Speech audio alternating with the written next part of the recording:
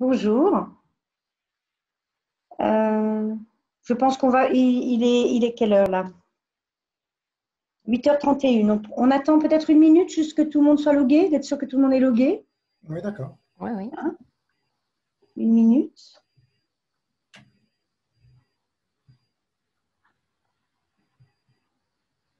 Donc merci. On fait ça en visio parce que là, on s'est dit que ça allait être compliqué pour certaines personnes d'arriver. Moi-même aussi d'ailleurs, pourquoi pas. Je vais peut-être allumer ma vidéo. Voilà, donc nous allons passer une heure et demie ensemble. On va voir en fonction des questions que vous aurez.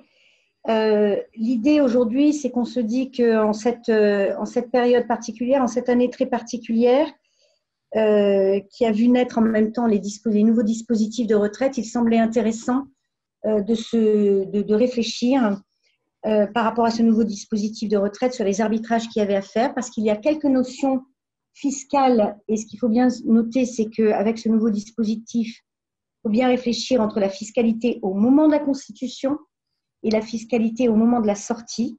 Il y a des arbitrages qui sont à faire. Beaucoup d'entre vous ont dû être sollicités par leurs assureurs et leurs banquiers.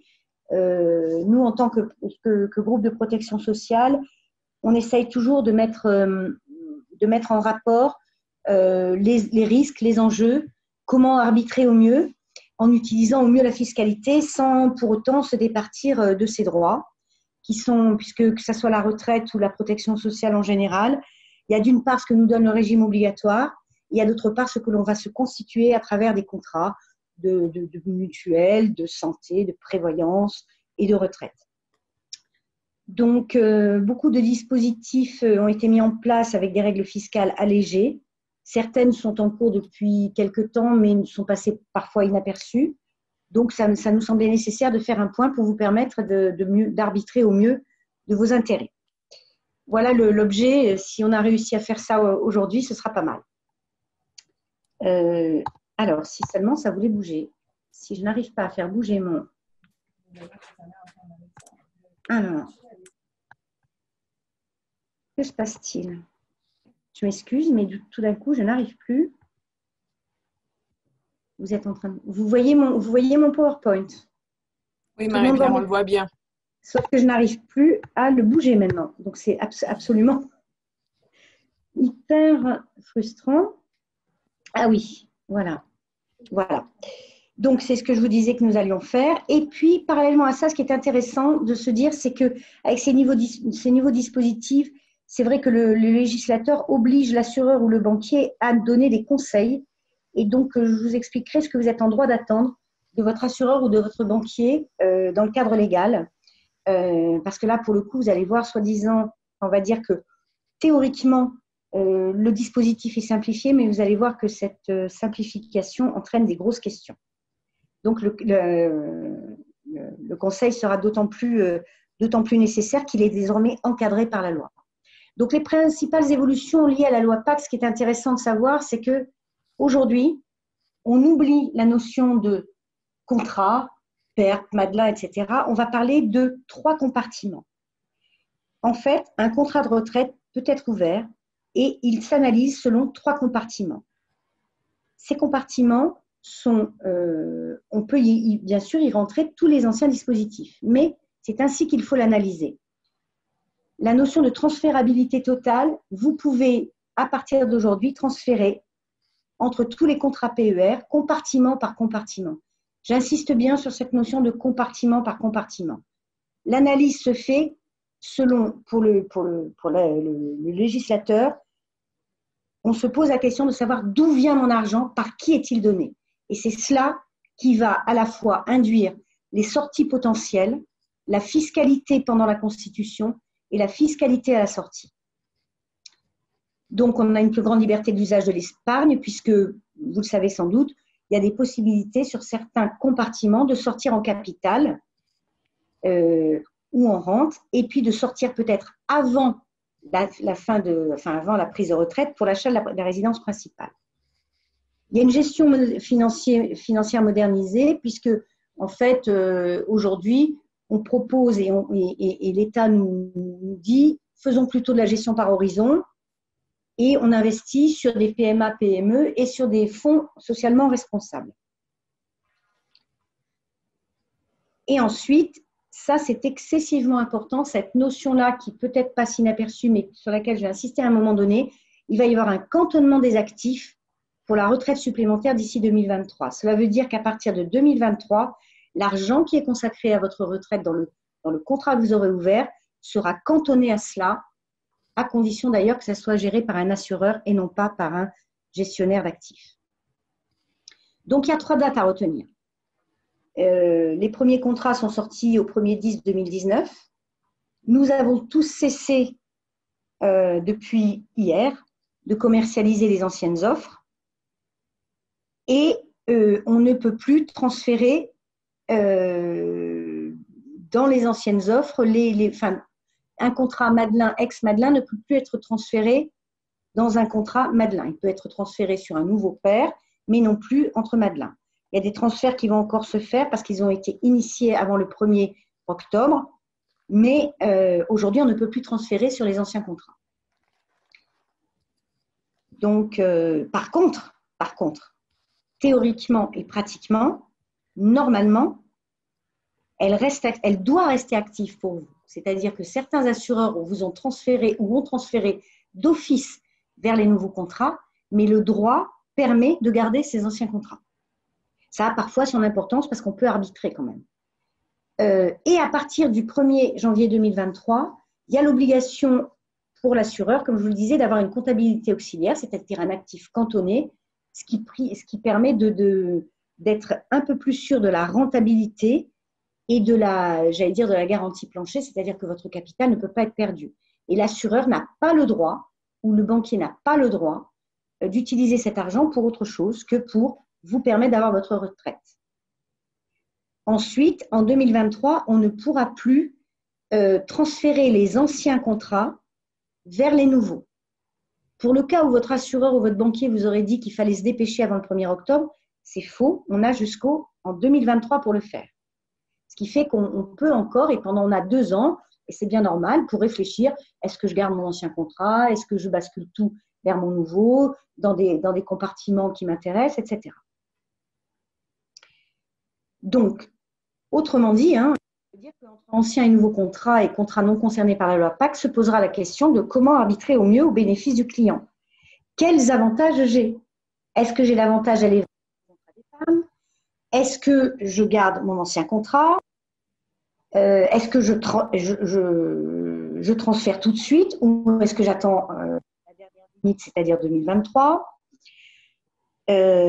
Comment je peux rendre, pourquoi pas, parce qu'il y a aussi des allégements sur les passifs sociaux, les IFC, les IL. Est-ce que je m'en occupe? Et puis, qu'est-ce que je fais de mon régime bénéficiant de la fiscalité assurance vie, en sachant que le législateur n'a absolument pas abordé dans le cadre de la loi Pacte le régime de retraite de fiscalité assurance vie. Il n'est pas impacté. On a des questions, Oui. Marie-Pierre. Oui. Est-ce que les versements peuvent encore continuer sur les anciens contrats d'épargne retraite? C'est ce que j'ai expliqué au départ, oui. Et ceux qui vous diront le contraire ne vous disent pas la vérité. Comme je le dis, tant que l'assureur accepte, vous pouvez toujours continuer vos anciens contrats. Et c'est bien tout l'objet de la réflexion d'aujourd'hui. Qu'est-ce que je fais? Est-ce que j'ouvre un nouveau PER et je continue en même temps mon ancien Madelin ou mon ancien PERP et puis en même temps je mets en place un PER? Est-ce que je transfère l'intégralité de mon épargne vers un PER tout de suite, sachant que j'ai le droit de le faire jusqu'en 2023? Et tant que mon assureur ne me dit pas qu'il ne veut pas que je verse sur mon ancien contrat, je peux verser sur mon ancien contrat. Nous, par exemple, chez AG2R Mondiale, on les a continués, on va les poursuivre. Il n'y a aucune raison de ne pas le faire. Oui, excuse-moi Laurence, mais donc en fait ça dépend de l'assureur, de sa volonté, qui ensemble peuvent dire ben non, finalement du jour au lendemain on ne l'autorise plus et on force les gens. Alors certains assureurs l'ont d'ailleurs fait pendant l'année 2020 et certains assureurs ont envoyé un contrat avenant à leurs clients en leur disant que sauf s'ils s'y opposaient, ils transféraient d'office les sommes qui étaient sur leur Madelin ou leur PERP vers le nouveau dispositif, ce qui a été le cas chez certains assureurs. D'autres assureurs ne l'ont pas fait, et certains assureurs ne l'ont pas fait, mais vont fermer l'offre, c'est-à-dire que vont dire, nous, on n'accepte plus vos versements sur les anciens contrats. Mais la loi permet de continuer jusqu'à leur terme les contrats signés avant le 1er octobre 2020, puisque maintenant on ne peut plus les ouvrir. Hein. J'ai répondu à votre question ? Oui, tout à fait. Bon, super. Marie-Pierre, on demande si la présentation sera disponible à la fin de l'intervention. Bien sûr, les gens, vous pouvez noter des choses qui vous permettent de poser des questions, mais bien évidemment, je vais vous envoyer le PowerPoint que vous pourrez passer à tout le monde. Hein. Voilà, donc vous pourrez le retrouver parce que la visio est enregistrée ce matin. Donc vous pouvez le retrouver sur le replay de l'UPE dans les visioconférences, le replay et donc la présentation. Je vous mettrai le lien à la fin. Et j'ai une nouvelle question qui demande quid des frais de transfert des contrats, notamment en cas de transfert imposé, en cas de silence de l'assuré. Alors, les frais, normalement, l'obligation depuis des années maintenant, et il n'y a pas eu de choses plus fortes que ça, enfin, le législateur n'a pas été plus fort que ça. Le maximum des frais de transfert qui étaient imposés depuis une quinzaine d'années entre assureurs était de 1%. Donc, certains assureurs l'ont appliqué. Certains assureurs l'ont appliqué, c'est à regarder dans les contrats, si vous avez eu un contrat qui a été transféré entre guillemets d'office, hein, ou que la proposition vous a été faite d'office et que c'est déjà opéré, il est à regarder si finalement votre assureur en transfert interne a appliqué ces fameux frais de 1% auxquels il a droit, ou s'il ne les a pas appliqués. Mais en tout cas, pas plus de 1% de l'épargne transférée. Après, c'est à la discrétion de l'assureur de décider d'appliquer des frais de transfert. Nous, si nos clients nous demandent de transférer, en transfert interne, on ne les prend pas. Il y a fort à parier que d'ailleurs que la plupart des assureurs ont fait dans ce sens. Hein. Mais bon, en tout cas, c'est assez minime. Enfin, évidemment, si on a déjà 200 000 euros sur un compte, c'est vrai que 1%, c'est pas négligeable. Hein. Surtout si on est à 3 ans de la retraite et que ça bon, voilà. Mais pas plus de 1%. Alors, d'autres questions peut-être ou c'est bon? Il y a des choses auxquelles d'ailleurs vous aurez des réponses au fur et à mesure qu'on avancera dans la présentation. Oui, alors il y a plein de questions, ça génère plein de questions ce matin. Ah, mais alors ça veut dire que c'est donc une question d'actualité intéressante. Voilà. Exactement. Bon, simplement, alors, oui. Allez-y. Je les pose, Marie-Pierre. Oui. Donc, c'est plafonné à 1%, demande Gilles. Moi, je ne suis pas sûre parce que j'ai le cas chez moi, ça n'a pas été plafonné à 1%. Vous avez eu un transfert interne de contrat à contrat. Et là, c'est Gilles qui demande si c'est plafonné à 1% les frais. Normalement, c'est 1% les frais. D'accord. Transfert interne, hein, je parle bien. Enfin, oui. Et même transfert externe. La loi dit que l'assureur qui transfère, la transférabilité, normalement, ne fait l'objet de frais plafonnés à 1%. Mais là, ça fait des années. Hein. Alors après, attention, il se peut que l'ancien contrat ait prévu. Alors là, peut-être si on lui a appliqué d'autres frais, j'ai une réponse. Il se peut que l'assureur lui ait appliqué les frais de… Non, pas, ça, c'est les frais de transfert entrant. Mais il se peut que l'assureur, sur un ancien contrat, avait marqué que les frais de transfert sortant étaient de X%. Auquel cas, cet assureur s'est, entre guillemets, bien servi, c'est-à-dire qu'il a appliqué des frais sortants et en plus 1% de frais entrants. Ou peut-être les frais sortants qui étaient prévus au contrat et 0% de frais entrants. D'accord. Alors, certains assureurs prévoient des frais de sortie, hein, certains. Alors, on a une nouvelle question de Philippe Cardon.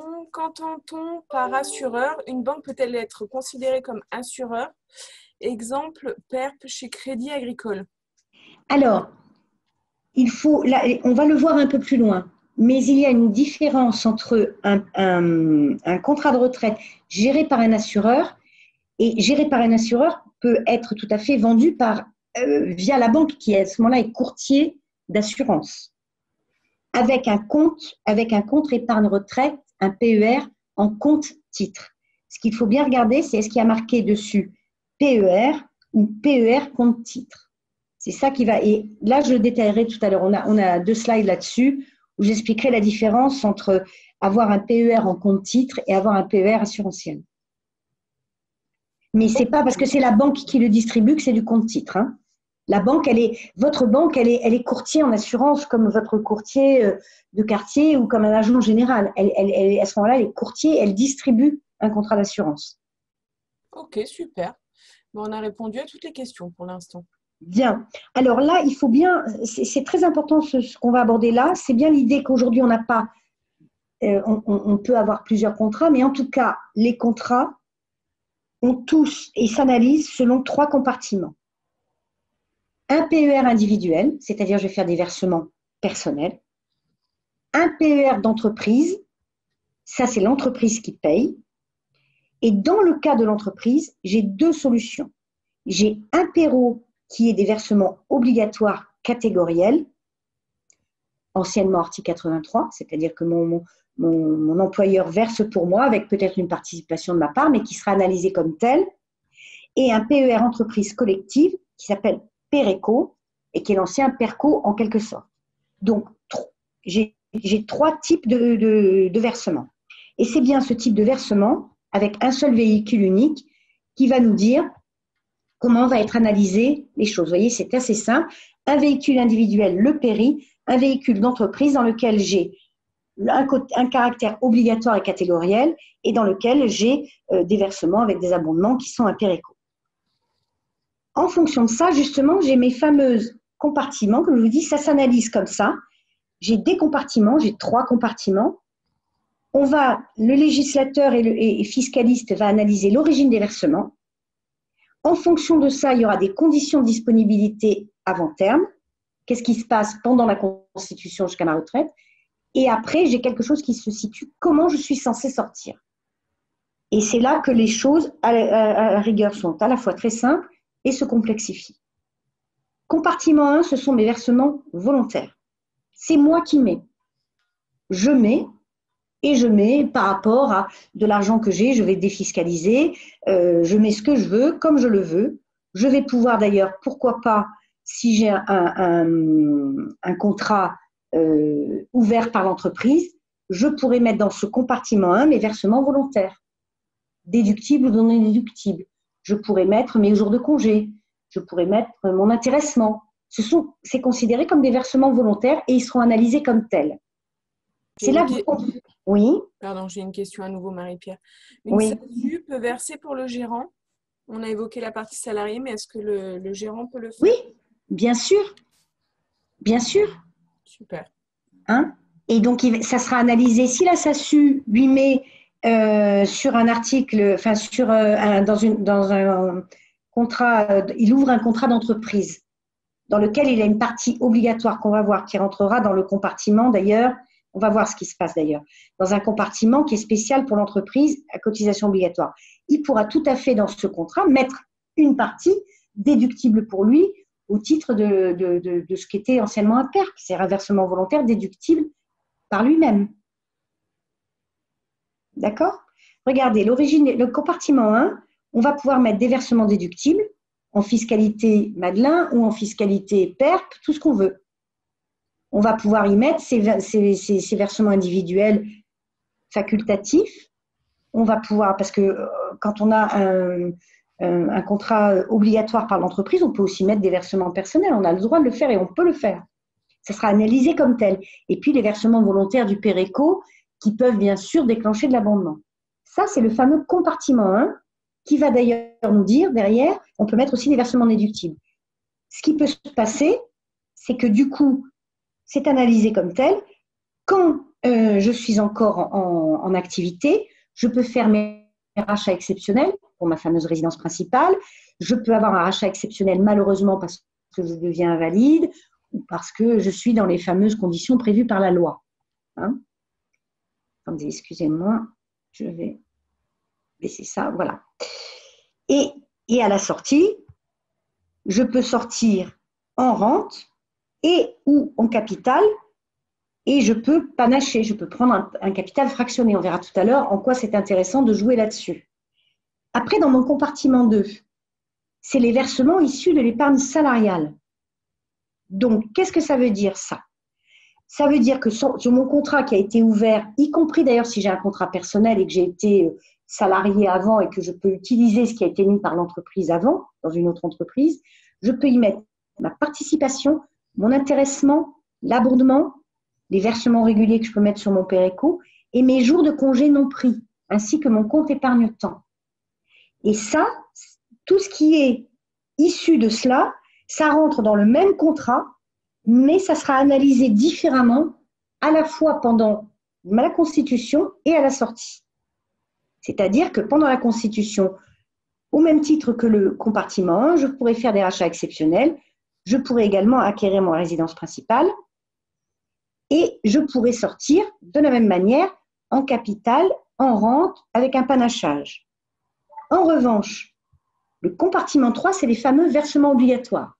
Mon entreprise décide de cotiser pour moi et me retient, par exemple, 3% de mon salaire annuel brut et le met sur le compartiment 3. Là, j'ai des versements obligatoires, à la fois la part patronale et part salariale.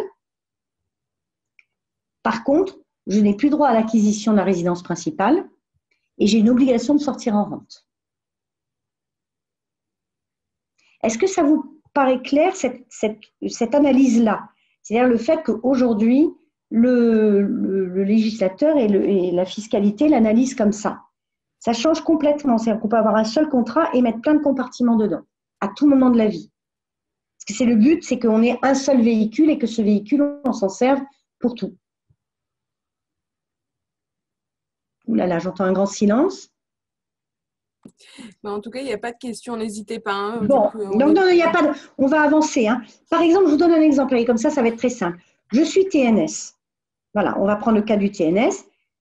Je peux verser, j'ai droit à mon PER individuel et je fais des versements volontaires. Finalement, il y a une question, Marie-Pierre. Oui. Existe-t-il une limite pour verser les jours de congé non pris? Oui, elle existe. Alors, je ne la connais pas par cœur, je crois que c'est 10 jours, mais je l'ai plus tard dans le PowerPoint. Et c'est intéressant. Et c'est intéressant parce que notamment pour cette année ou l'année à venir, parce que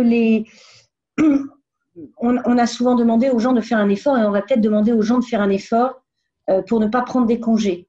Et ça peut être intéressant justement pour l'employeur de dire, bah, écoute, on ouvre un Péréco ou on ouvre un Péro et puis tu pourras mettre tes jours de congé non pris. Et là, pour le coup, il y a des déductibilités fiscales intéressantes qui permettent à ce que ça coûte moins cher pour l'entreprise. Et ça permettra aux salariés de finalement de bénéficier de l'argent de ces jours non pris au moment de sa retraite. Et en même temps, ça va alléger les charges afférentes au salaire. Donc, c'est très intéressant certainement d'utiliser l'histoire des congés non pris sur 2020, voire 2021.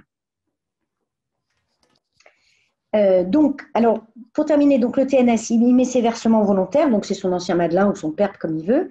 S'il a un salarié, il va pouvoir mettre un compartiment, il va pouvoir ouvrir la partie qui est compartiment 2, dans lequel il pourra mettre ses versements volontaires et les compartiments issus de l'épargne salariale, à condition qu'il ait au moins un salarié. Je m'explique, quelqu'un a été TNS, mais peut-être la personne, moi par exemple, à un moment donné, je suis salariée aujourd'hui, mais j'ai eu excusez-moi, voilà, j'ai eu comment dirais-je, un 83 qui a été oublié dans un coin.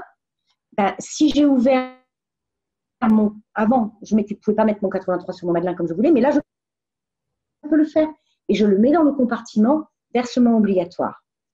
Et je peux transférer. Je peux transférer dans mon PER individuel. Si j'ai un PER individuel, je peux aussi bien transférer les compartiments issus de l'épargne salariale, le compartiment des versements obligatoires. Et si j'ai un PER souscrit par l'entreprise, je peux mettre au compartiment, transférer les anciens compartiments versements obligatoires. Comme vous le voyez, on ne va pas rentrer dans les détails, mais c'est très complexe, c'est-à-dire que l'État a voulu, il est vrai, permettent une grande transférabilité, sauf que, comme on l'analyse par biais de compartiment, il est très important de savoir ce que ça signifie quand je transfère d'un ancien contrat oublié ou toujours en cours, qu'est-ce que ça signifie et où ça va et quelle fiscalité va s'appliquer et quel droit j'ai par rapport à ça. Le salarié, c'est-à-dire là je prends le cas de la personne qui a une SASU, eh bien il peut ouvrir un PER individuel et verser ses versements volontaires déductibles au titre du PERP, pour le coup, la Madelin, mais il peut aussi utiliser, puisqu'il a des salariés et qu'il est lui-même salarié, enfin qu'il a un statut assimilé salarié, il peut ouvrir un PER obligatoire et un PER d'entreprise collective dans lequel il peut faire entrer divers compartiments. Et il peut également transférer des tas de choses. Ces deux choses-là, ces deux slides qu'on vient de voir, c'était juste pas possible avant. Ça, c'est la loi le permet aujourd'hui. Ça permet donc de jongler. Ça ne veut pas dire qu'on y gagne forcément à tous les coups. Parce que je me permets de le dire, ce que l'État donne d'un côté, il le reprend aussi de l'autre. Donc, il faut bien regarder qu'est-ce qui se passe en cours de constitution et qu'est-ce qui va se passer à la sortie. J'ai une nouvelle question, Marie-Pierre. Oui. Alors, s'agit-il d'exonération de charges patronales ou seulement salariales? Le transfert est-il réciproque? Et vous voulez dire alors, Pascal peut peut-être prendre la parole si elle a un micro. Oui. Ou, non, c'est Pascal Homme, pardon. Pascal, est-ce que vous avez un micro? Oui, apparemment. Bonjour à tous. Bonjour. Bonjour. D'abord pour cet exposé très technique, très détaillé, très clair. Il suscite évidemment beaucoup de questions parce que plus on est précis, plus il y a de technique et plus ça soulève des questions. Oui, alors, il y a deux questions dans ce que vient de dire. En fait, vous avez précédemment parlé de déductibilité fiscale pour l'entreprise en ce qui concerne les jours de congé non pris dans un maximum de 10 jours, mais qu'on verra plus tard. Donc, on verra plus tard, c'est la bonne limite. Et ensuite, vous avez ajouté, il existe des déductibilités fiscales pour l'entreprise. J'imagine que le montant décaissé en principal est déductible de son résultat, ça va de soi. Tout à fait. Et ensuite, économie de charges sociales. Et c'est-à-dire que sur ces montants, il n'y aurait pas de charges sociales? Non, il n'y en a pas. C'est-à-dire qu'en fait, il y a une déductibilité. Alors, si vous voulez, on peut aller… Vous voulez parler des jours de congé non pris? Absolument. Alors là, il faut que j'aille… Alors, je vais répondre à cela un tout petit peu plus tard parce que c'est expliqué dans mon PowerPoint. Hein. Ça va. Et la deuxième question, c'est sur les slides d'après. Entre-temps, vous avez avancé sur la notion de transfert. Oui. Est-ce que c'est un transfert qui est possible réciproquement? Je veux dire par là, du PERI vers le PER collectif d'entreprise, mais également dans l'autre sens. Oui, c'est tout à fait possible, mais compartiment par compartiment. C'est ce que j'ai essayé de vous expliquer. C'est-à-dire qu'en fait… C'est horizontal, d'accord, c'est horizontal. C'est horizontal. C'est-à-dire qu'avant, on fonctionnait en vertical. On se disait, j'ai une Madelin, est-ce que c'est transférable sur un PER? J'ai un 83, est-ce que c'est… Là, on ne dit plus ça. On dit, ce que j'ai versé, c'est l'origine qui dit ce que je transfère. Et je reviens à la slide précédente, vous voyez, tout est transférable compartiment par compartiment. C'est-à-dire, je n'ai pas le droit de changer de compartiment. Je m'explique. Aujourd'hui, si j'ai des versements qui sont issus d'un vieux contrat où c'était de l'article 83, je ne peux pas me permettre d'aller le mettre dans un compartiment 1. Ça arrivera systématiquement dans le compartiment 3 et ça sortira obligatoirement en rente. Ce serait trop merveilleux. Et c'est ce que je vous ai dit, ce que l'État donne d'un côté, il le reprend de l'autre. Il ne va pas vous faire de cadeaux. C'est pour ça qu'il y a eu quelques astuces qui ont été faites avant le 1er octobre, qui étaient de dire, je prends tout, j'ouvre un PERP et après ce PERP, je le mets sur le PER. Oui, il y avait une intelligence à faire ça, pourquoi pas, c'était de l'astuce. Parfois, c'était un peu stupide parce que si on avait moins de 10 000 € sur un PERP, ça ne servait à rien de le mettre sur un PER. Mais ça, bon, on ne va pas rentrer dans les détails, mais il y a des choses qu'on peut faire, mais il faut vraiment se poser la question et on ne peut pas jouer de compartiment en compartiment. Là, l'État, je vous assure qu'il a été enfin, je pense qu'il y a un type de l'ENA là, qui a bien calculé tout ça. Hein. Il y a un énarque qui a tout mis au cordeau. On ne peut pas passer d'un compartiment à l'autre. Merci. Voilà. Donc, bon, là, c'est un petit, vous le retrouverez. Hein. Donc, vous voyez bien, transférabilité totale, compartiment pour compartiment. Hein, c'est ce que je viens de dire. Et attention, fiscalité différenciée à l'entrée et à la sortie suivant le compartiment. Et par contre, la plus grande liberté d'usage, et ça c'est le grand débat, c'est qu'on peut sortir en capital fractionnable ou en rente, où on peut jouer les deux.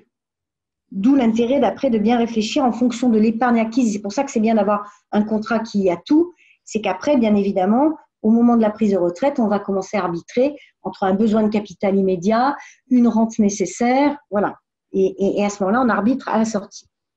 Oui, excuse-moi, Laurence, tu m'entends? Philippe, pardon. Oui. Oui, j'ai une question sur le transfert, sur le slide d'avant. Lorsqu'on a des versements volontaires sur un père individuel, le Oui. transfert, ça veut dire, en fait, je transfère tout ce que j'ai en une seule fois et je suis obligé de le mettre sur le père de l'entreprise. Ou est-ce que je continue d'abonder et puis je mets ce que je veux, la quote-part que je veux de mon versement volontaire sur un compartiment souscrit par l'entreprise? Est-ce que le transfert, c'est unique ou est-ce que ça se fait au gré, aux envies, etc.? Je vais vous dire, votre assureur, si vous voulez transférer des choses qui sont issues d'un vieux contrat, vous transférez tout, vous ne transférez rien. Hein. Oui, d'accord. On ne fait pas vivre deux contrats en même temps, un ancien et un Ah nouveau. si, bien sûr. Mais bien sûr, vous pouvez faire vivre deux contrats en même temps. Il n'y a rien qui vous en empêche. Oui, on peut faire. Mais à la limite, si on a les deux, oui. Quel est l'intérêt de conserver un individuel si l'entreprise en SASU, par exemple, en ouvre un pour moi? Pas forcément. Vous n'avez pas forcément intérêt à en avoir un. C'est pour ça que l'État vous dit que vous pouvez utiliser un seul contrat. Hein. Un seul contrat. Ouais. Vous pouvez tout à fait utiliser un seul contrat. L'idée, c'est que, en fait, je vous expliquerai après qu'avoir un PER, c'est un PER individuel, c'est excessivement important. Je pense que c'est très important d'en avoir un, au moins un. Excusez-moi, là, je tousse. Je ne vais pas vous donner quoi que ce soit, mais j'ai fait une petite poussière. En fait, franchement, et après, on pourra en parler, mais après, il faut le voir aussi auprès de votre assureur, où on pourrait en parler ensemble. Mais l'idée, c'est que avoir un véhicule individuel, c'est très important, pour des tas de raisons. Okay, merci. Et après, par contre, vous pouvez aussi avoir un contrat d'entreprise. Rien ne vous empêche au dernier moment de prendre justement tout ce qui est sur le contrat d'entreprise et de le transférer sur votre péri, compartiment par compartiment. Parce que celui-là, à la limite, il va vous servir tout le temps. Alors que le contrat d'entreprise, il peut se passer plein de choses dans l'entreprise qui font qu'à un moment donné, il sera caduc. Donc, on peut, par exemple, mon conseil, ce serait de dire on ouvre un PER individuel avec un minimum. Si jamais on est dans votre cas avec une SASU, on ouvre le contrat sur l'entreprise et puis on ouvre un certain nombre de règles et de choix par rapport à soi-même et à ses employés. Par contre, on ouvre un péri individuel que peut-être on n'abondera pas pendant un certain temps, mais qu'on utilisera à bon escient au bon moment. Mais ça, il faut regarder en effet les choses avec quelqu'un qui se pose en conseil. Donc, moi, ce que je voulais vous montrer, c'est les quelques questions que justement, que nos clients nous posent depuis le 1er septembre. Donc, première grosse question, elle est très importante. J'ai un contrat non-PAC, c'est-à-dire j'ai un vieux Madelin, j'ai un vieux père. Qu'est-ce que je fais? Je le conserve, je le transfère. Est-ce qu'il faut que j'ai les deux? Si je suis dirigeant, employeur, qu'est-ce que je choisis? Le péri, le péro, le péréco. Là, on a déjà dit, finalement, c'est pas mal d'avoir un péri et puis après d'ouvrir quelque chose qui permet péro ou péréco. Quel arbitrage faire entre mon contrat d'assurance vie et mon péri? Là, j'ai une réponse toute simple. L'assurance vie ne rentre pas dans le cadre de la loi Pacte. Donc, peut-être il faut de toute façon avoir un contrat d'assurance vie à côté de toute manière et arbitrer en fonction des résultats. Est-ce que j'abonde plutôt mon contrat d'assurance vie ou est-ce que j'abonde sur mon péri? Et après, la notion d'avant 75, puisque vous savez qu'on a un bilan de retraite, enfin, on a une réforme des retraites qui est quand même bien dans les tuyaux, qui pour l'instant, pour toutes les raisons qu'on connaît, est mise en stand-by, mais elle est écrite dans le marbre, elle est écrite dans la loi. Et après, c'est juste qu'ils vont appuyer sur un bouton à un instant T, et que là, il y a bien la notion d'être né avant 75 ou après 75. Il y a des questions? Oui. Il y a une question. Pour le salarié cadre qui a quitté son entreprise, peut-il ouvrir un péri individuel pour son transfert? Exactement, c'est exactement ce qu'il faut qu'il fasse d'ailleurs. Sauf s'il y a des sommes très importantes sur ce 83, cet ancien 83, et surtout des garanties afférentes au contrat qui font qu'il aura une rente supérieure à ce que pourrait lui proposer le sortie en capital. Toute la notion des anciens contrats, et là j'insiste lourdement, c'est que, vous le savez, tous les contrats qui ont été signés avant une certaine date, ils ont des garanties. Après, elles valent la peine d'être conservées ou pas.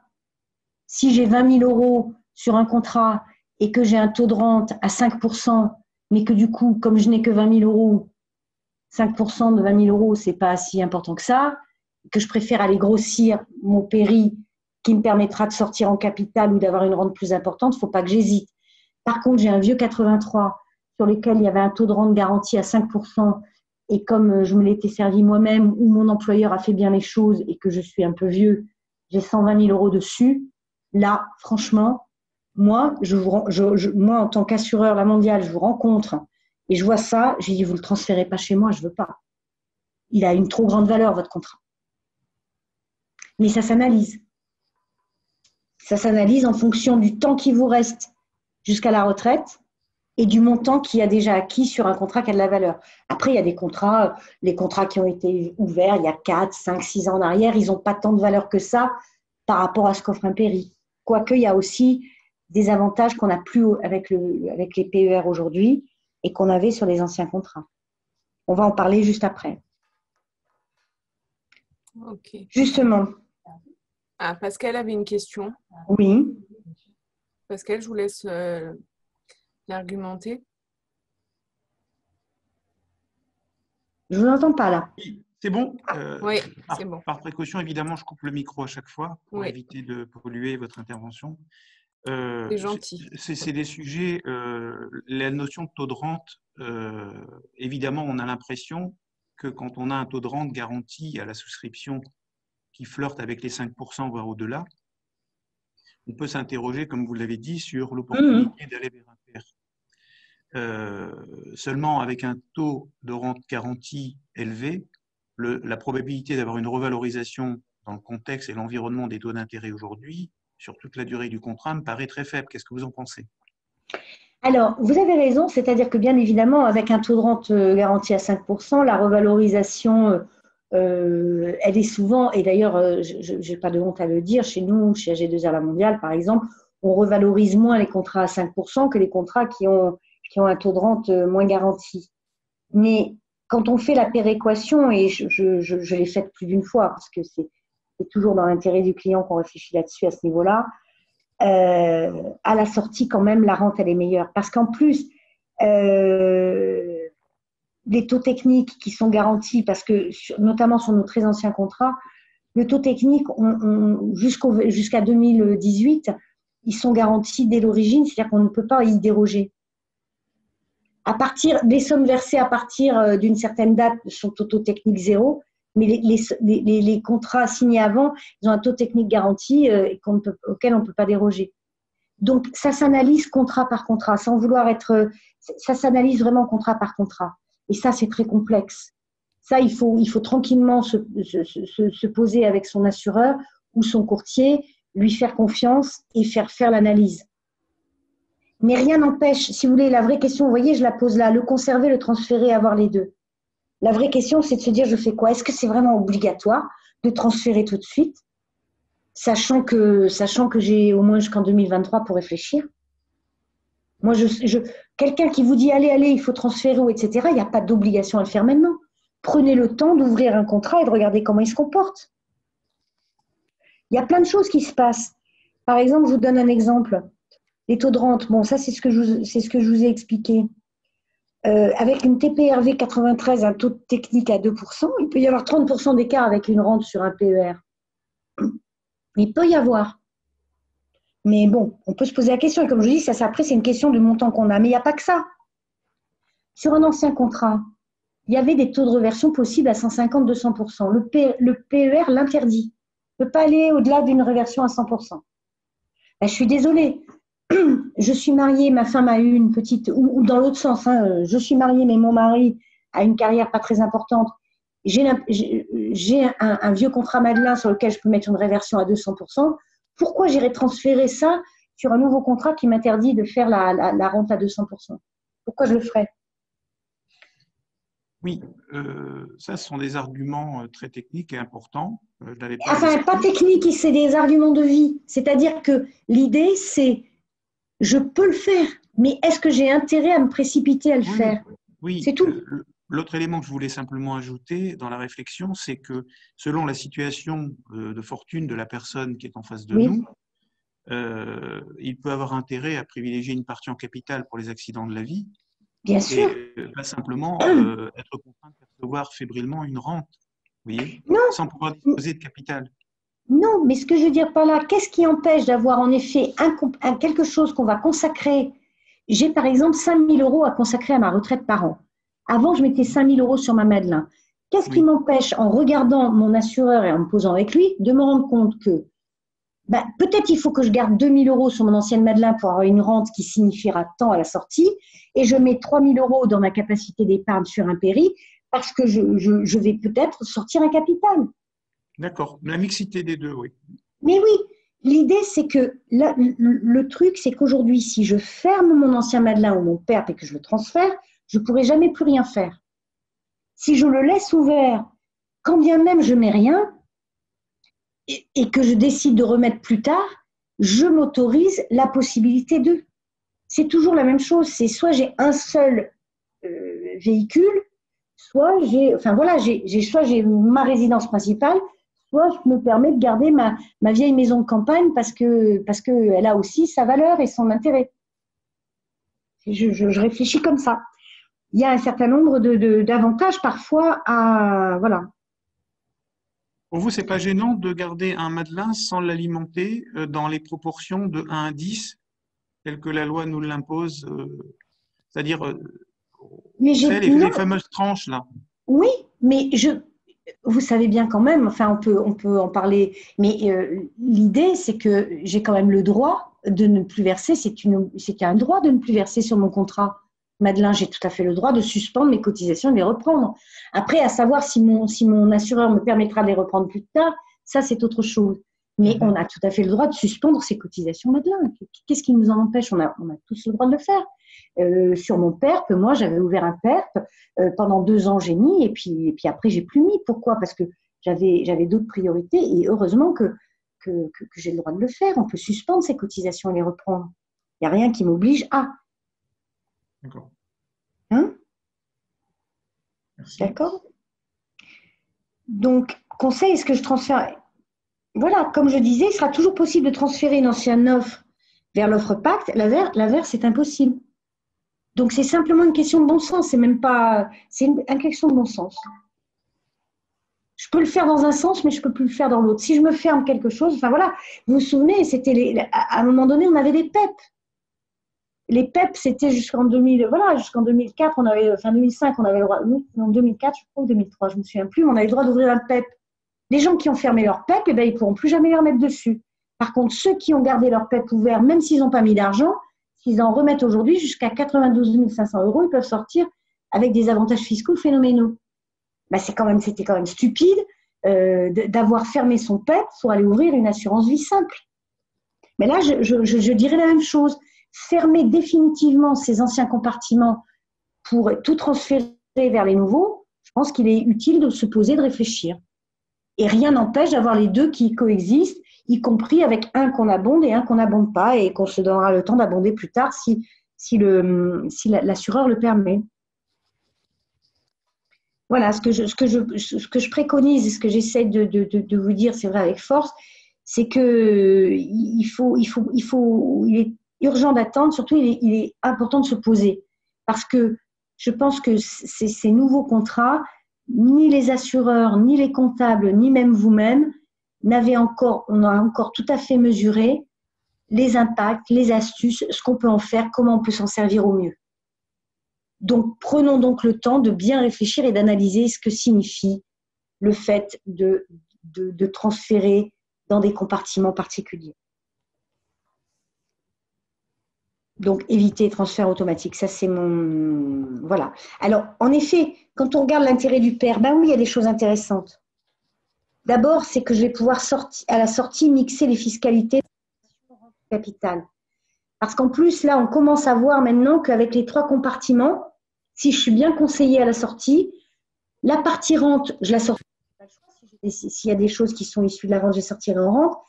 Après, je pourrais peut-être sur le compartiment 1, sur lequel je peux sortir en capital, décider que comme j'ai une rente obligatoire qui n'est pas très importante au compartiment 3, je vais peut-être décider d'aller prendre un petit bout de capital dont j'ai besoin pour solder mon crédit sur le compartiment 1, et par contre, le compartiment 1 le sortira en rente sur le reste. Et comme ça, je vais avoir une rente de 150 € par mois, qui me semble un peu pas très intéressante, je vais peut-être sortir une rente à 400 €.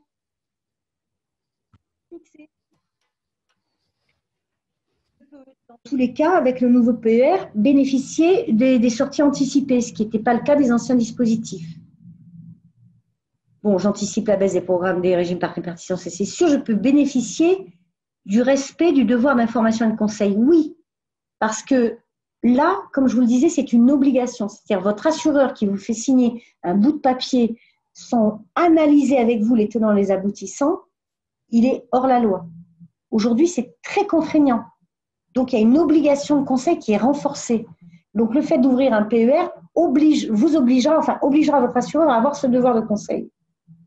Bon, on allège sa fiscalité individuelle, on peut compléter les contrats existants et on peut transférer à l'intérieur de chaque compartiment. Et la petite chose en plus, c'est que prendre date sur un délai de 15 ans. Pourquoi? Parce que dans un PER, aujourd'hui, ce qui est bien, c'est une exonération des droits de succession en cas de décès avant 70 ans.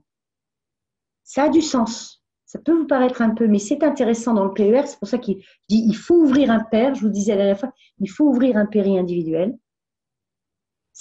Avant 70 ans, si je meurs, j'ai bien sûr des bénéficiaires, toujours.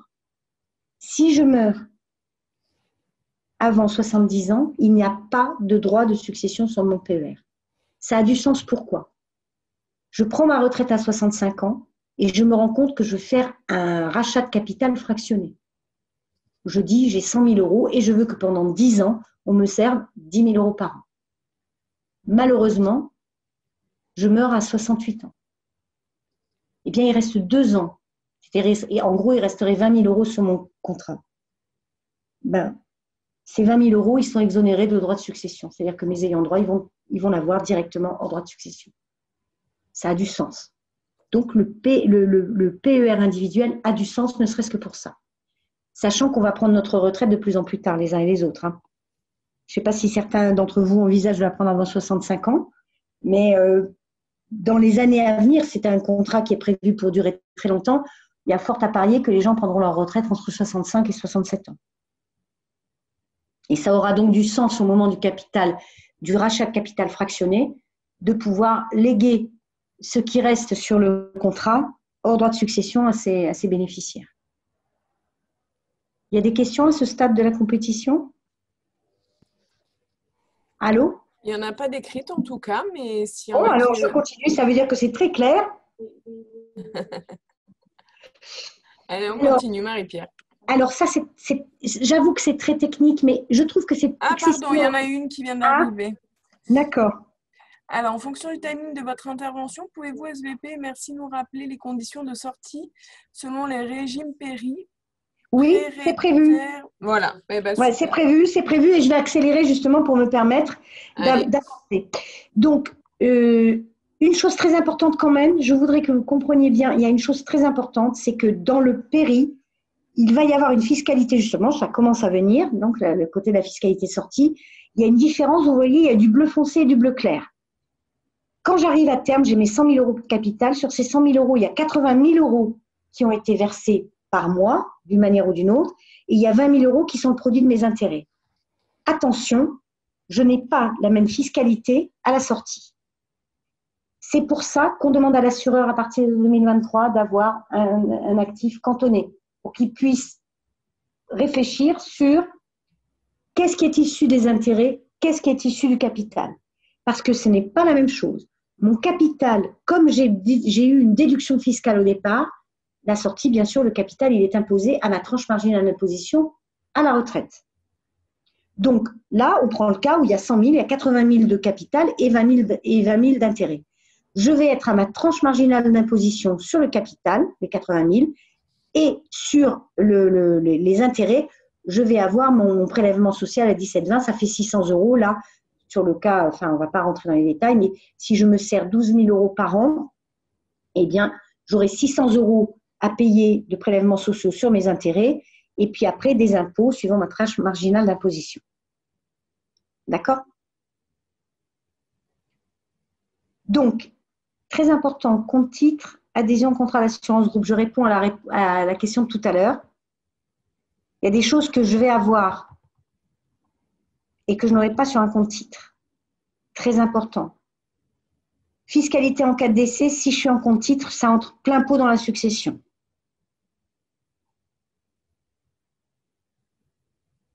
Est-ce que mon compte titre, mon contrat compte titre est obligé de mettre en place une comptabilité auxiliaire, comme je vous l'ai dit, c'est-à-dire quelque chose de contingenté, de compartimenté qui permet de tout calculer?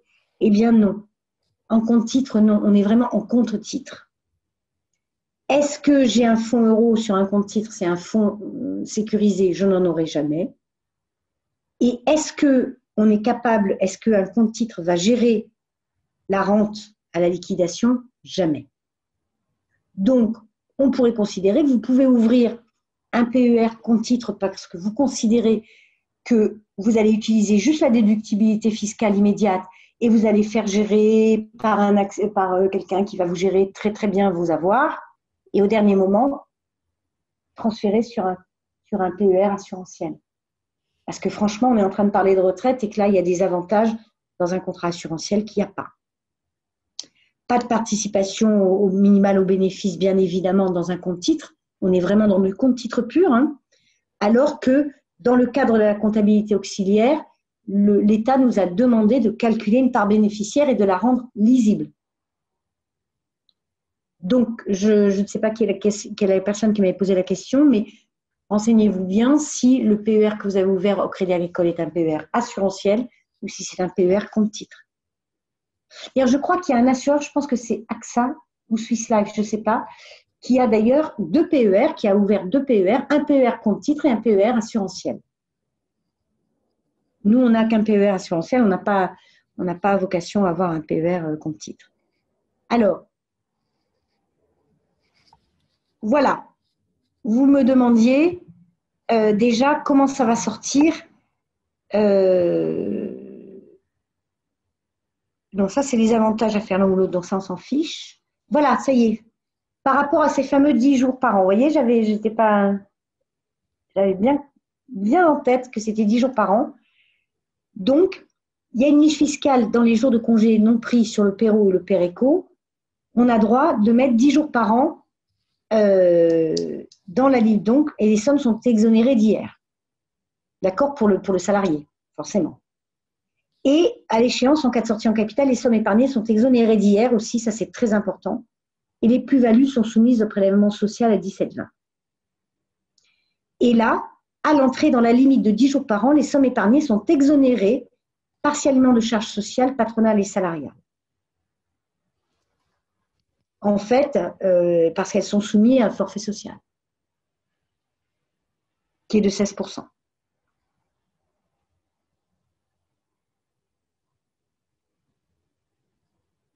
Regardez. Pardon, excusez-moi. Elles sont exonérées en fait de l'assurance maladie et de la vieillesse. C'est-à-dire, oui, enfin, ça représente à peu près, voilà. Et sur les cotisations salariales et patronales, on enlève le décès 0,75 et la vieillesse, c'est-à-dire qu'on enlève 7%. Donc, je vous disais, oui, ça fait un prélèvement à peu près de 15% par rapport aux charges sociales globales.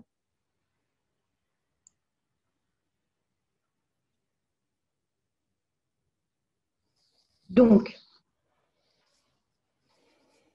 l'intérêt, hein, comme je vous le disais, c'est quand on calcule, alors là, nous, on a calculé. Hein. Vous voyez, pour la personne qui posait la question, quand il y a 10 jours qui sont épargnés, ça fait 2 jours gratuits pour l'employeur, en fait. Quand on enlève toutes les déductions fiscales, sociales, et ça permet, en gros, au lieu de donner 10 jours de salaire, ben, vous n'en donnez que 8. Bon, vous pourrez le lire tranquillement. Hein. Là, justement, c'est intéressant, regardez. Ce qui est intéressant de voir, c'est voilà, quand on a alimenté tous ces compartiments et qu'on arrive à la retraite et j'ai 65 ans, je veux prendre ma retraite. Je me dis, je vais acheter mon bateau, mais en même temps, je veux avoir de la retraite. Ben, sur mon compartiment 1, c'est-à-dire celui qui est sur mes versements déductibles volontaires, j'ai 220 000 €. Je peux sortir ma rente imposable sur 100% et 17,20 PS sur 40, de prélèvements sociaux sur 40%. Je me dis, tiens, je vais prendre 40% de ce montant et je vais ça va me permettre de payer mon bateau. Sur le compartiment 2, je vais en sortir aussi un petit peu. Et puis mon compartiment, et je vais faire des rentes, un petit bout de rente sur mon compartiment 1, un petit bout de rente sur mon compartiment 2, et mon compartiment 3, je n'ai pas le choix, je sors une rente.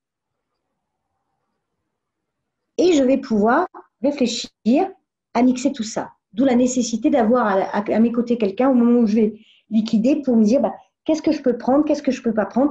Si je rajoute un bout de rente là, un bout de rente là, et ma rente obligatoire, ça fera ça. Et combien je vais payer si je prends mon capital et est-ce que je n'ai pas intérêt à le fractionner en plusieurs fois pour ne pas faire monter ma tranche marginale d'imposition. Plutôt que de prendre 100 000 € d'un coup que j'ai décidé de prendre en capital, je prends 20 000, 20 000, 20 000, 20 000, 20 000 et du coup, je paye moins d'impôts.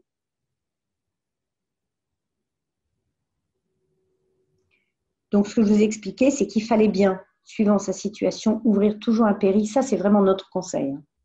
Qui permettra de servir de réceptacle à la carrière. Parce que si pour une raison quelconque, vous quittez l'entreprise, vous fermez l'entreprise, vous avez toujours votre réceptacle personnel sur lequel vous pouvez faire des choses.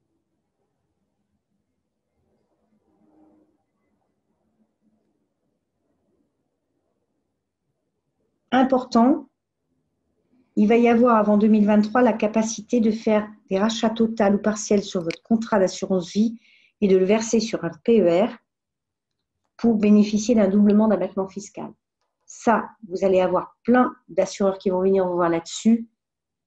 Il faut se poser la question de savoir si c'est intéressant ou pas de quitter une fiscalité assurance vie pour entrer dans une fiscalité PER. Se poser vraiment la question et prendre le temps de se poser la question. On ne va pas le détailler aujourd'hui, on n'a pas le temps, mais ça va être possible. On va venir vous voir là-dessus. Parfois, ça vaut la peine, parfois pas. Ça s'analyse au cas par cas. Donc, qu'est-ce qui se passe? Si c'est la question que vous vous posiez, vous allez avoir la réponse là et vous pourrez le garder tranquillement chez vous. Qu'est-ce qui se passe? Je vous rappelle qu'on a toujours nos compartiments. Alors, ils étaient dans un sens horizontal, maintenant ils sont dans un sens vertical. Je fais mes versements volontaires. C'est moi qui déduis. Je peux avoir des cotisations déductibles ou non déductibles. Si je verse des cotisations déductibles, elles sont déductibles de mon impôt sur le revenu. Et qu'est-ce qui se passe si je sors en capital? Mes versements sont soumis à l'IR. Je vous l'ai montré tout à l'heure. Il faut donc que je calcule ma part. Enfin, il faudra que je sache à combien je mets la barre de mon imposition à la sortie. Et sur les plus-values, j'ai prélèvement forfaitaire obligatoire de 12,8 et prélèvements sociaux de 17,2. Si je fais un rachat social exceptionnel pour les accidents de la vie ou achat de la résidence principale, ce n'est pas soumis à l'IR, mais au prélèvement forfaitaire. Sauf pour ma résidence principale. Pour tous ceux à qui on a dit « Allez, dépêchez-vous, vous allez racheter tout pour mettre votre résidence principale », sachez que vous avez fait ça, mais que l'État va venir vous demander une imposition sur le capital. Ce n'est pas net, ce n'est pas neutre. Et on l'a calculé par rapport à certains de nos clients qui disent ouais, « Je vais tout mettre sur un PER, comme ça je vais sortir en capital ». Oui, mais vos 100 000 € qui vont être transférés, vous avez une tranche marginale d'imposition à 40. Sur vos 100 000 €, il y a 90 000 € de capital, donc vous allez payer 41% sur 90 000 € et vous allez avoir 17,2 sur vos intérêts. Résultat des courses, monsieur, vous pensez que vous avez 100 000 €, vous n'avez pas 100 000 €, vous allez avoir 71 000 € pour financer votre résidence principale. Ça, c'est quelque chose qu'il faut vraiment avoir en tête. Il vaut mieux aller chercher de l'argent ailleurs que sur un péri pour la résidence principale. Comme je vous le disais, l'État donne d'un côté mais reprend de l'autre. Attention à cette partie-là. Il l'intérêt… Pierre, il y a deux questions. Est-ce que Pascal et Gilles, vous avez eu vos réponses entre-temps ou pas? Parce que j'ai attendu un peu plus longtemps. Ou est-ce que vous voulez les poser? Moi, c'est pas la peine, j'attends la suite. Okay. D'accord. C'est Gilles qui vient de parler? Oui. Gilles, ouais. Et Pascal? Oui, si on a le temps. Bon, on va essayer d'avancer un petit peu. Donc, après, sur la partie non déductible, ben, vous voyez, ça reste finalement calculé comme l'assurance vie, hein, c'est-à-dire qu'il n'y a pas d'IR à la sortie et simplement les prélèvements sociaux et les prélèvements forfaitaires obligatoires. Sur le compartiment 2, qui est les versements salariales employeurs, participation, intéressement, etc. C'est déductible fiscalement. Et là, quand on va sortir en capital, pas de soumission à l'IR. Hein. Pas de soumission à l'IR. Simplement les prélèvements sociaux comme on a toujours. Je vous rappelle que notamment, ce qui est très intéressant sur le PERCO, je pense que ça n'a échappé à personne, le fait d'ouvrir un PERECO, il n'y a plus de forfait social sur l'abondement. Ça, c'est la part majeure, c'est que par contre, au moment de l'entrée, l'abondement de l'employeur depuis 2019 n'est plus soumis à forfait social. Sur les versements, sur le compartiment 3 obligatoire, ex-83. Donc, on va pouvoir mettre les cotisations obligatoires dans le compartiment donné par l'entreprise, hein, je dis bien. Les cotisations obligatoires patronales, qui sont données. Vous allez avoir dedans le régime fiscal et social déductible, avec par contre le forfait social. Très important, ça je vous donne une astuce, c'est très important. Ceux qui ont mis en place les anciens articles 83, le forfait social était à 20. Si vous fermez ce contrat et que vous ouvrez un contrat nouvelle formule, PER, le forfait social passe à 16. D'où l'intérêt de réfléchir. Si vous avez dès 83 en cours, ancienne formule, il y a sans doute intérêt à cesser d'abonder sur ces contrats et à ouvrir la nouvelle formule pour bénéficier de 4% de déduction sociale supplémentaire. Mais encore faut-il regarder si les anciens contrats ont des valeurs. Je dirais que sur les anciens articles 83, il y a moins de valeur sur les taux de rente que sur les anciennes Madelin. Mais ça se regarde. Par contre, le fait d'ouvrir un nouveau contrat sans fermer l'autre permet d'avoir un forfait social à 16 au lieu de 20.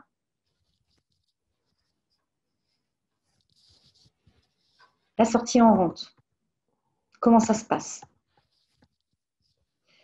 Versement volontaire. Donc, on reprend nos mêmes compartiments. Versement volontaire. Si je décide de sortir en rente viagère, eh bien, j'ai deux cas de figure. J'ai les prestations issues des versements déductibles. À ce moment-là, j'ai ma rente imposée à l'impôt sur le revenu avec l'abattement des 10%. Et ce que j'ai versé qui n'était pas déductible, ce sera ce qu'on appelle la rente viagère à titre onéreux, c'est-à-dire que ma rente n'est imposée qu'à hauteur de 40% de son montant. Et j'ai le prélèvement sociaux de 17,5 sur la partie de la rente issue, bien sûr, sur une partie de ma rente, c'est celle issue des intérêts. Si je rachète ma rente, je sors en capital. Ça, c'était, excusez-moi, la fiscalité issue de la rente, c'était quand on avait un PERP quand on avait un PERP ou un Madelin et qu'on avait moins de 10 000 euros. Ça n'existe plus, hein, si je transfère sur un PER. Versement épargne salariale, eh bien, le versement épargne salariale, je vais avoir, si je décide de sortir en rente, ce sera une rente à titre onéreux, c'est-à-dire imposée seulement à 40%, et sinon je sors en capital et je n'ai pas de fiscalité. Et ce qui est issu des versements obligatoires, c'est une rente, uniquement imposé à l'IR.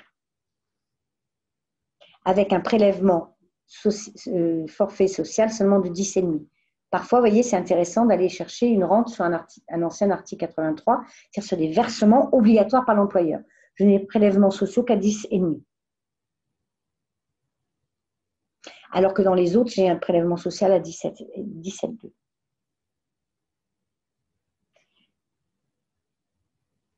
C'est très simple.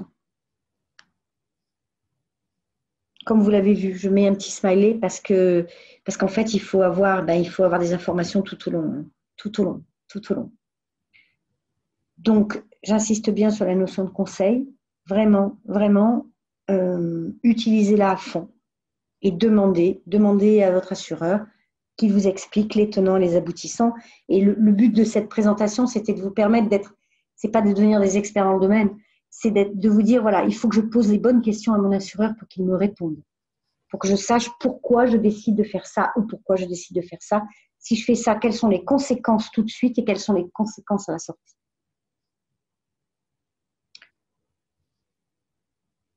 Et d'autre part, c'est excessivement important, c'est que 5 ans avant la liquidation de mon contrat de retraite, là, j'ai le droit d'interroger mon assureur. J'ai le droit de lui demander de fournir les différentes modalités de restitution et de lui demander de confirmer la réduction des risques financiers dans le cadre de la gestion pilotée. Donc, c'est excessivement important, cette notion qu'il y a la constitution du plan et maintenant, à 5 ans du terme, je demande qu'on vienne m'expliquer qu'est-ce qui va se passer et si je dois sécuriser, comment je dois sécuriser. Voilà. Je pense que j'ai fait à peu près tout ce que je pouvais vous dire d'important. À vous dire que comme c'est à la fois un dispositif unique et pluriel, eh bien, il y a des nouvelles obligations. Il faut vraiment se poser la question de savoir si je maintiens ou pas mes anciennes offres. Est-ce que je les transfère directement? Qu'est-ce que ça signifie pour moi? Donc, je vous laisse découvrir tout ce que ça impacte, le fait de faire trop vite ou de ne rien faire. Voilà. Et je crois que le plus gros des risques qu'on a aujourd'hui, alors déjà, il serait stupide de ne pas faire parce qu'on a des déductions fiscales qui sont importantes, on a un forfait social à 0 sur le PERECO, on a les limites qui n'ont pas bougé, on va peut-être fabriquer du bénéfice exceptionnel parce que pour peu qu'on ait bénéficié de certaines aides et ou qu'on ait limité son personnel, il se peut qu'on fasse du bénéfice exceptionnel étonnamment en 2020. Et moi, j'ai croisé des entreprises qui étaient dans ce schéma-là. Donc, ce serait stupide de ne pas faire. Par contre, il ne faut pas se perdre dans la complexité des nouveaux schémas proposés. Il faut savoir ce qu'on va faire et ce que ça va signifier. Voilà, bon, là, je vous passe tout ça, vous l'aurez. Je vous remets le schéma que vous aurez. Et voilà, donc moi, après, je peux répondre à toutes vos questions, si je peux. Il nous reste 20 minutes. Oui, Marie-Pierre Philippe, il y a peut-être quelque chose où j'ai peut-être loupé. Si on a un PER qui a été ouvert avant le 1er octobre, Oui. c'était bien marqué que le transfert des nouveaux compartiments ne peut pas se faire vers l'ancien. Oui, ça c'est impossible. Donc il faut transformer l'ancien PER. Moi, je n'ai pas grand-chose dessus, hein, je l'ai ouvert comme ça pour le principe. Donc en fait, il faut que je transforme un PER ancien en nouveau PER. Non, c'est comme vous voulez. C'est ce que je vous dis, ça s'étudie. Parce que votre ancien contrat, il a des valeurs. Une fois que c'est transféré, c'est fini. Il n'y a rien qui vous oblige à le transférer avant 2023. Regardez donc vivre votre nouveau contrat et vous arbitrerez dans 2 ans. Mais on ne peut pas avoir plusieurs PER individuels. Un ancien et un Bien sûr que si. Bien sûr que si. D'accord. C'est ce qui est bien ce que j'ai expliqué au départ. Rien, vous pouvez en avoir plusieurs. La seule chose, c'est qu'il ne faut pas dépasser sa limite de déduction fiscale. Mais vous avez peut-être plusieurs assurances vie. Moi, j'en ai 2 d'assurance vie. Hein. Après, c'est qu'on a des limites de déduction fiscale, tout contrat confondu. Mais mon conseil, c'est en effet, vous avez un ancien contrat, vous pouvez d'ailleurs continuer à mettre dessus, vous pouvez arrêter et vous pouvez ouvrir un nouveau, vous l'avez fait, et vous pouvez mettre dessus. D'accord. Par contre, si vous transférez l'ancien vers le nouveau, après c'est Après, terminé. c'est fini. D'accord, ok. Alors que vous avez 2 ans devant vous pour le faire. D'accord, parfait. Merci. D'autres questions? Pascal, je vous laisse prendre la main pour vos questions.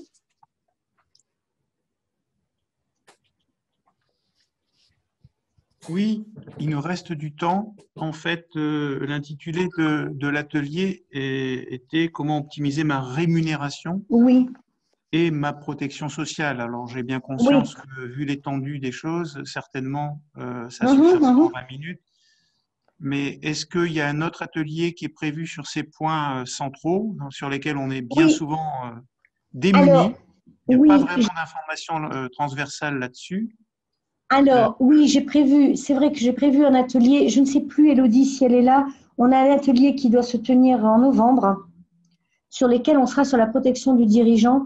Là, si vous voulez, c'est vrai qu'avec toute l'actualité, je trouve intéressant d'aborder le côté fiscal. Il y en a un en décembre, mais en novembre. Oui, alors en décembre, excusez-moi, en décembre, et il est prévu justement sur la protection du dirigeant. Oui, parce que l'optimisation de la rémunération, de toute façon, le fait de mettre en place justement, l'optimisation de la rémunération du dirigeant, le fait de mettre en place des solutions de retraite fait partie de l'optimisation de la rémunération, parce que c'est une optimisation de rémunération différée, tout en profitant des avantages fiscaux immédiats.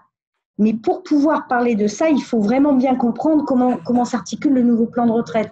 Parce que je pense que c'est une nécessité absolue de bien le comprendre. Voilà. Donc, la partie qui pourrait vous intéresser sur comment j'optimise ma rémunération entre mes dividendes, etc., ça, je l'aborderai davantage au mois de décembre. La date, c'est le 18 décembre et ça sera sur Grasse. C'est ça. Ou en visio, parce qu'on verra bien ce qui se passera. Ou en visio, oui. Si vous avez une question, je peux répondre quand même à une question. Si vous avez une question particulière qui vous taraude là maintenant, je peux y répondre. Hein. Ou vous pouvez m'appeler et je vous en parle en particulier. Il n'y a pas de souci. Hein. Bon, par contre, on n'a pas vos coordonnées. Si vous les avez qui viennent de s'afficher là. Ah, ça vient de s'afficher. C'est merveilleux.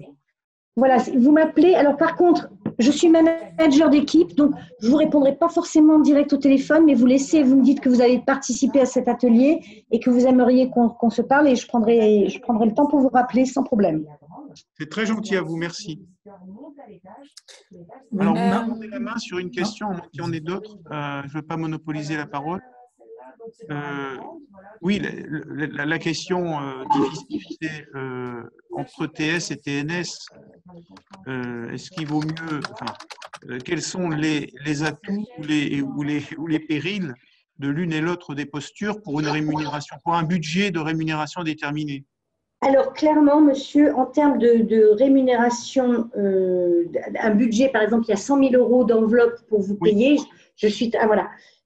Évidemment, toujours, le statut TNS est plus intéressant à bien des égards.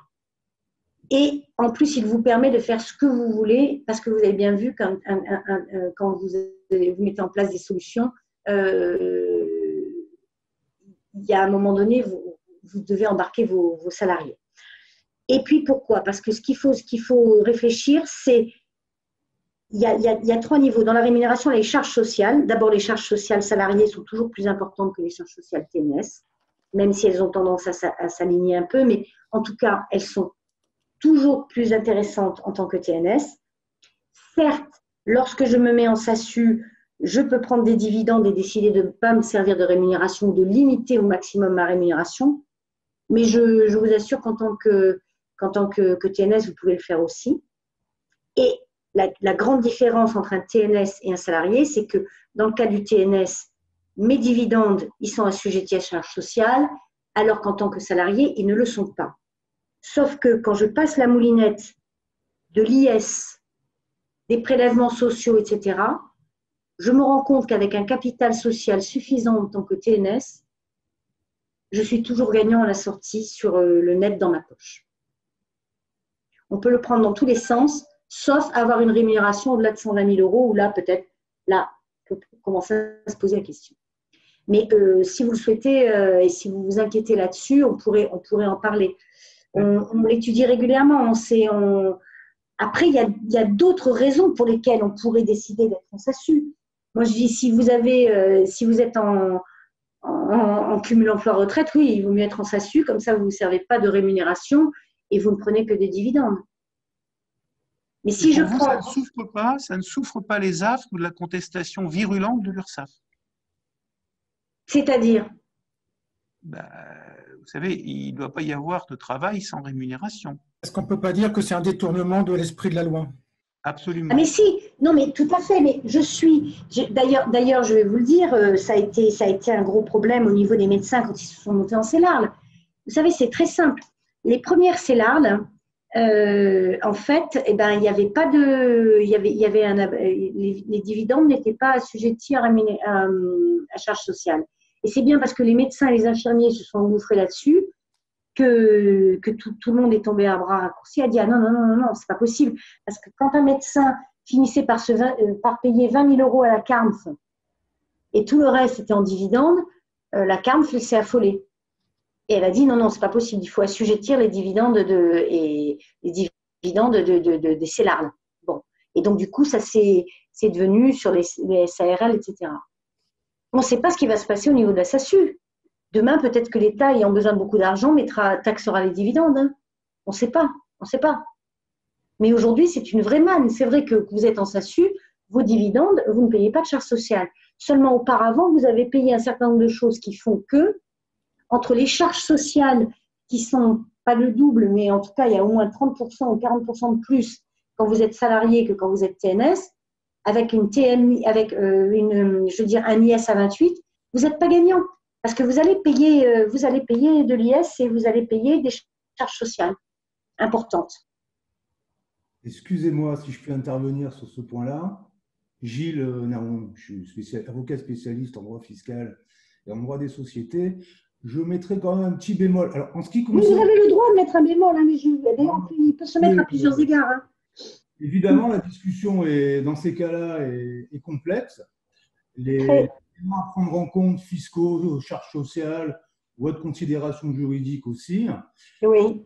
Pour revenir sur la question d'avant concernant un éventuel abus de droit dans la mesure où on n'aurait aucune rémunération en SAS, sauf pour les professions médicales où effectivement les dividendes sont rattachés à l'assiette imposable aux charges sociales PNL. Ça nous a sérieusement contraints dans nos transformations de cabinets médicaux. Ceci étant, ça reste quand même intéressant, quelles que soient les charges sociales, sur le taux d'impôt sur le revenu, dans la mesure où les dividendes sont importants, parce qu'on est à un taux prélèvement forfaitaire unique à 12,8, et on sait que la tranche marginale d'imposition, elle est à 40 ou 45% pour les années.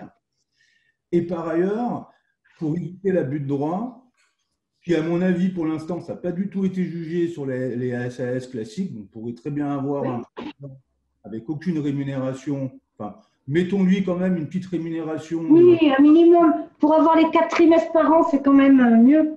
Exactement. Qu'il ait aussi une protection sociale, je dirais, similaire à celle des dirigeants TNS ou salariés classiques. Et donc, ça s'étudie. Mais c'est vrai que c'est vraiment une équation parfois complexe. Moi, l'intérêt que j'y vois aussi des SAS, surtout dans ces périodes de crise, c'est qu'on peut avoir de la souplesse. C'est-à-dire que si l'entreprise marche bien, on peut faire beaucoup de dividendes et même des rémunérations avec des plans d'épargne retraite et autres mesures dans une perspective de dynamique.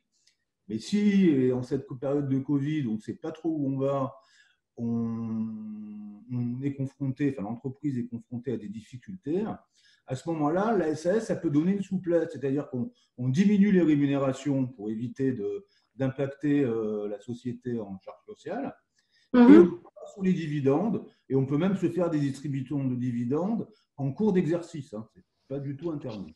Ah, il faudrait que vous interveniez là-dessus parce que vous êtes spécialiste. C'est vrai que, mais de toute façon, notre position, enfin la position qu'on a nous, entre guillemets, d'experts de protection sociale aux côtés des comptables, c'est qu'on dit que les choses se regardent au cas par cas. Et vous avez absolument raison. Et parfois, par exemple, je dirais que quelqu'un qui a un problème, j'allais dire de santé, eh bien, en se mettant en SASU avec une convention collective béton, il se protège, alors qu'en tant que TNS, il ne pourra jamais s'assurer. Il y a plein de choses qui rentrent en ligne de compte dans le choix, mais pas uniquement une question fiscale. Ça, c'est évident. Vous avez raison.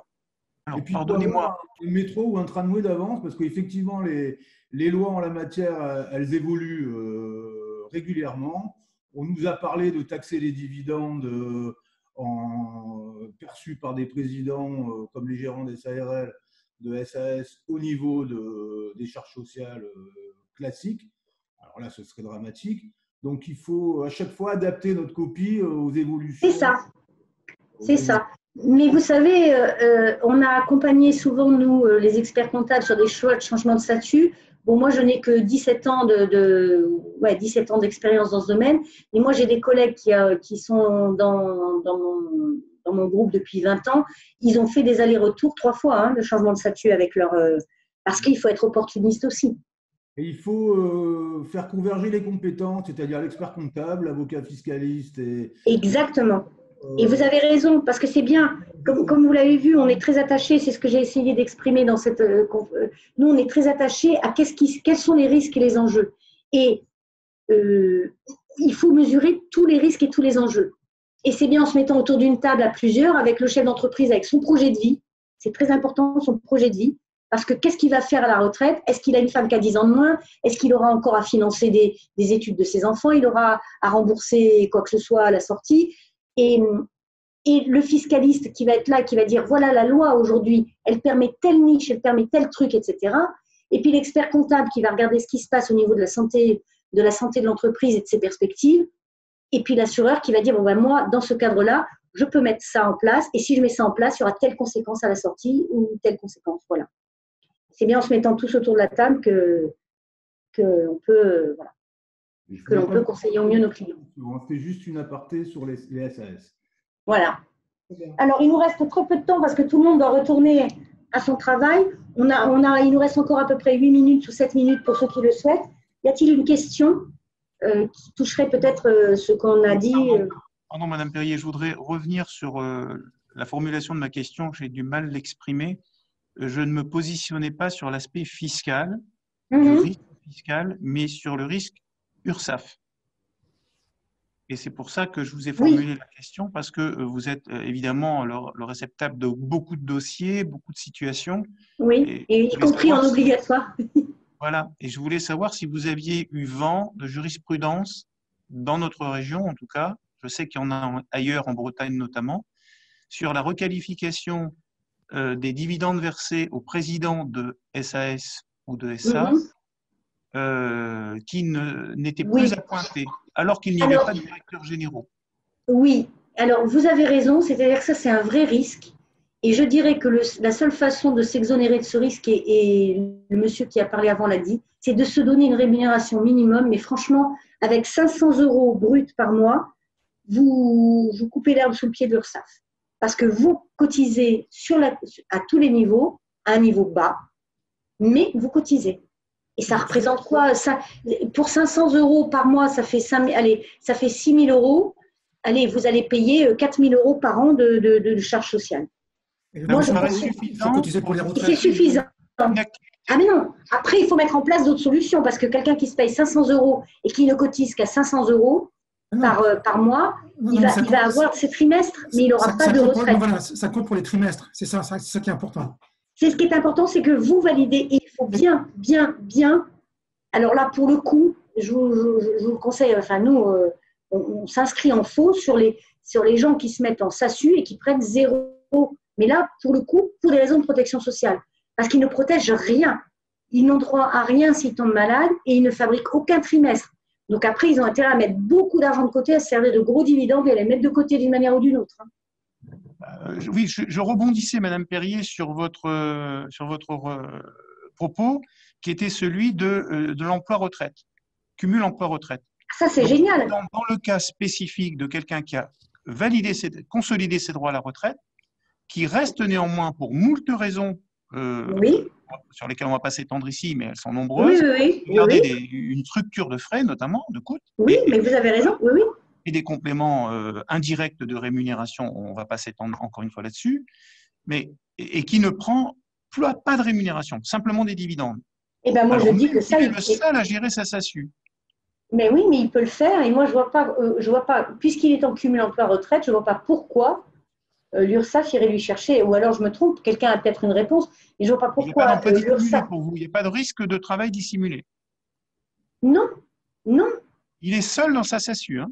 Oui, il est seul dans sa SASU, mais je ne vois pas, puisqu'il est déjà à la retraite, il va pas. On sait très bien que si on fait un cumul emploi-retraite sur lequel on se met une rémunération, on va forcément, comment dirais-je, payer des droits qu'on ne touchera jamais puisqu'on ne peut pas, puisque jusqu'à il y a quelques années, on pouvait faire un cumul emploi-retraite et continuer à fabriquer des droits. Aujourd'hui, l'État dit, non, vous payez, mais vous ne fabriquez plus de droits. Vous êtes en droit de dire, mais moi, je ne me verse plus de rémunération, je suis déjà à la retraite. Moi, je crois que le risque majeur, il porte sur la personne qui a 40 ans, qui est seule dans sa SASU et qui ne se sert que des dividendes. Là, je vois bien l'URSSAF venir le chercher. D'accord. Voilà, je voulais savoir, avec votre expertise et votre vision globale d'un nombre de dossiers importants, s'il n'y avait pas, selon vous, de risque. Le risque zéro n'existe pas. Vous savez, moi, j'ai vu des redressements fiscaux des fois ils sont allés chercher des trucs sur uniquement une date de PV qui était antérieure. Enfin bon, alors s'ils veulent chercher, ils cherchent. Mais sur ce terrain-là, j'aurais tendance à dire que le risque il est excessivement… Enfin, je vois pas… moi, je n'ai pas à ma connaissance dans la région PACA un chef d'entreprise qui a 67 ans, qui se sert des dividendes et dans sa SASU se faire redresser par l'URSSAF. Je n'ai pas à ma connaissance. Merci. Alors, peut-être le temps d'une dernière question. 2 minutes. Est-ce qu'il y a une dernière question? Parce qu'effectivement, on a une autre visio qui va démarrer à 10h30. Oui. Il faut qu'on se mette en place, nous aussi. Oui, non, mais moi, de toute façon, à 10h30, j'ai un rendez-vous chez un client. Donc… Ah bah voilà. En plus, je vais pouvoir y aller parce que la pluie a cessé. C'est formidable. Oui, alors c'est pour mieux redémarrer. En tout cas, vous pourrez tout retrouver sur notre site. Je vous ai mis le lien du replay. Donc, vous tapez sinon www.upe06.com et en haut dans la barre, vous pourrez retrouver tous les replays. J'ai demandé à Marie-Pierre qu'elle m'envoie la présentation là, dès que c'était terminé.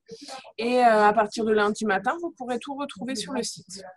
Et puis, comme je vous l'ai dit, j'ai laissé mon numéro de téléphone. Si vous avez des questions précises et qui sont… Voilà, n'hésitez pas. Hein. Super. N'hésitez pas. Et voilà. S'il n'y a plus de questions, je vous souhaite une bonne journée à tous. Et un excellent week-end. Et un excellent week-end. Bon week-end. Merci à tous. Au revoir. Merci beaucoup. Au revoir. Au revoir.